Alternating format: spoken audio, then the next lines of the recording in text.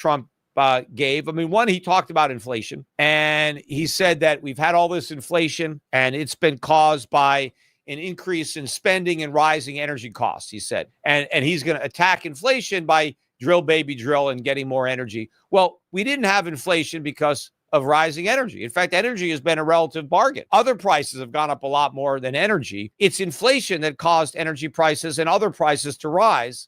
It's not the other way around. And it's not just the government spending, it's all the Fed money printing. And that went on during Trump's term, and it continued under Biden's term, and it's going to resume in Trump's second term. Recent data on the U.S. economy shows a slight increase in inflation, with the Consumer Price Index reaching 2.9% in December 2024, up from 2.7% in November. This final inflation report from the Biden administration also indicates a monthly increase of 0.4%, matching what many experts anticipated.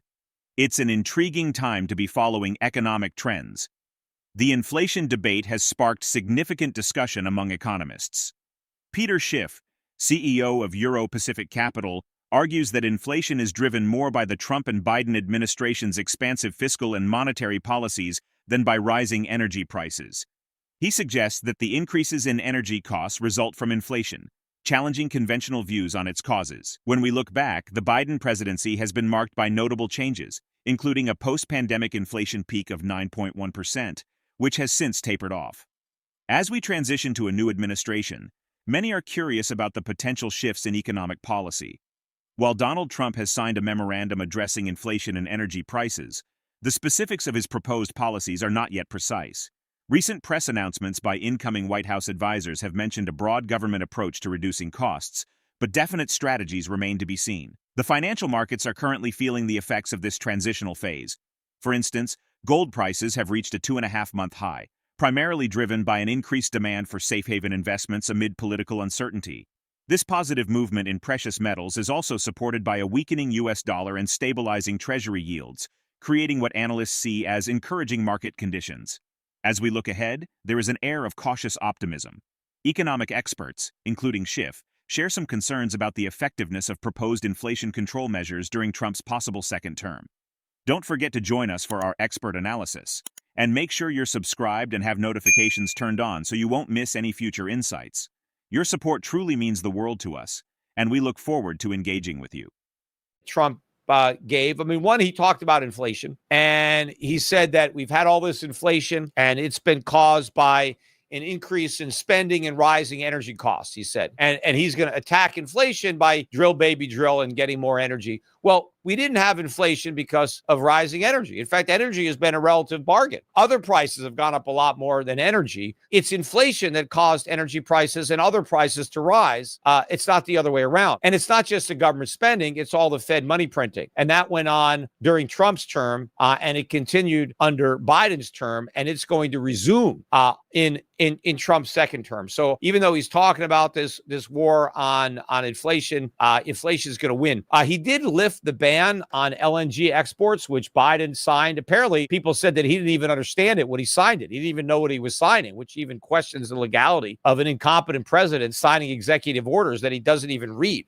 But it's a good thing that they reversed it, but it does mean higher natural gas prices, because one of the reasons that I think the Biden administration wanted to prevent us from exporting our natural gas is to keep more of it here. And that would reduce the price because we'd have greater supply. But if we're allowed to export that supply to Europe, then that's less domestic supply. And that means higher prices. Not that I'm against it. I'm for free markets. But that was part of maybe Biden's attempt to artificially suppress energy prices here by preventing us from exporting what we could have exported, which would have somewhat reduced our trade deficits. Now, Donald Trump also announced a hiring freeze and a regulation freeze. Now, this is not new. Donald Trump did the same thing when he was elected the first time, right? I think it was an executive order, day 1, day 2. He announced a freeze on federal hiring. And then at some point, I forget how many weeks went by, but he basically removed the freeze and they continued to hire. And in fact, I checked it out, and on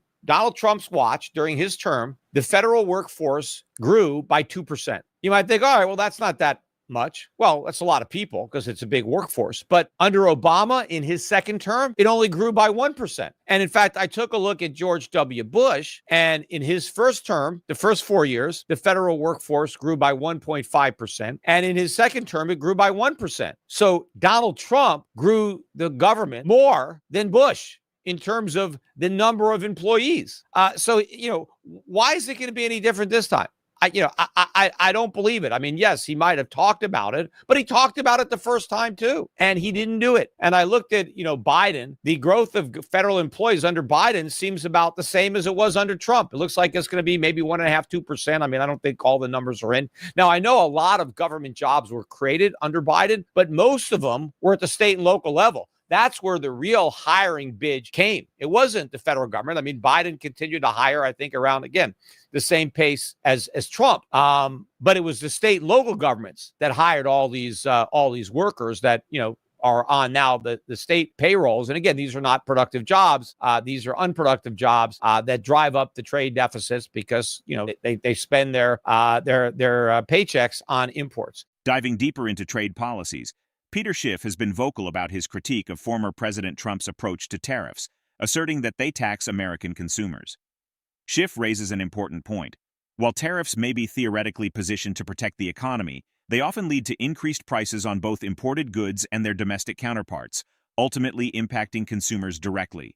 During his election campaign, Trump made headlines with threats of imposing steep tariffs on several countries, especially targeting China. At one point, he suggested a staggering 60% tariff on Chinese imports, which spurred volatility in China's currency and stock markets. Although he later revised this to a 10% tariff, the initial uncertainty had already set off market waves. This atmosphere of unpredictability rippled through global markets. As anxiety about potential tariffs mounted, investors sought the safety of assets like gold, causing prices to soar.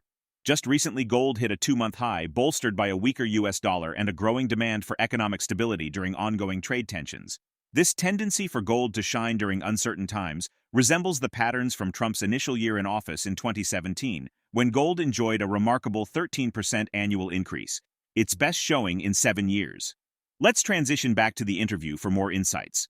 The agitation for the income tax was to get rid of tariffs. Now, why did people want to get rid of tariffs? I mean, if foreigners paid them, it's a freebie. The reason that Americans wanted to get rid of tariffs is because they knew that the average American paid them. Right? They were a tax on consumers. And so it was a middle-class tax. It was a lower-class tax. And what the politicians said is, let's get rid of these tariffs and replace them with an income tax that only taxes the really rich. And so all you regular people who have normal jobs and earn the equivalent of maybe 40 to 100, 200,000 a year who are paying tariffs, we're going to eliminate all those tariffs and we're just going to tax Rockefeller. We're going to tax the equivalent of billionaires. That's like billionaires back then.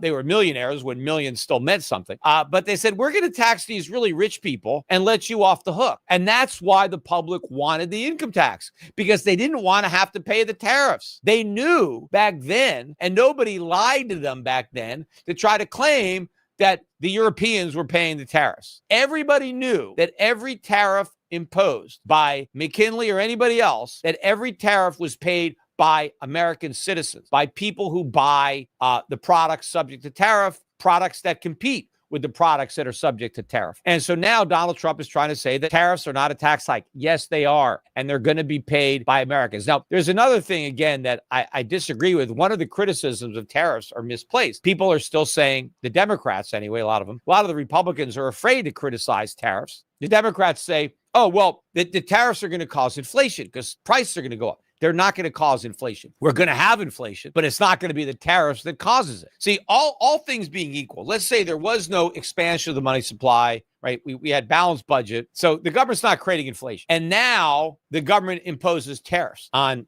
whatever, across the board or certain goods. Government slaps on tariffs. Let's say they're 20% tariffs. And some goods go up by 20% in price. That's not inflation. That's just certain goods that have gone up in price. If money supply remains the same, if my paycheck is the same, and I have to spend more money to buy certain goods that have been tariffed, I have less money left over to buy other goods. So what happened? The price of those other goods goes down because demand goes down. And so now in order to sell those goods that are not subject to tariff, and so there is no net increase. So what would happen in America if we get tariffs, right, on all these goods? Then all those goods, all the things that you buy, on Amazon or Walmart, all that stuff would get more expensive. Other things might get cheaper. Maybe your barber will have to cut the cost of a haircut because, you don't have as much money left over. So you don't have as much to pay for a haircut, right? So I think a lot of the services will end up being cheaper, which of course is bad for the barber who now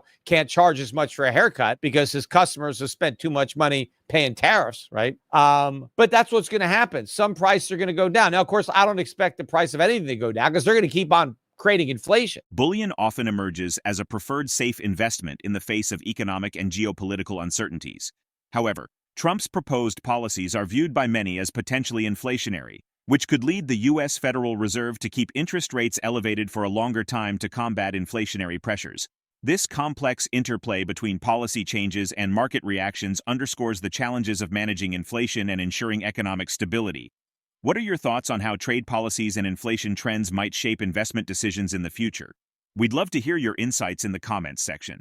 If this content resonates with you, consider joining our community by subscribing and enabling notifications with the bell icon. Thank you for being such an essential part of our journey.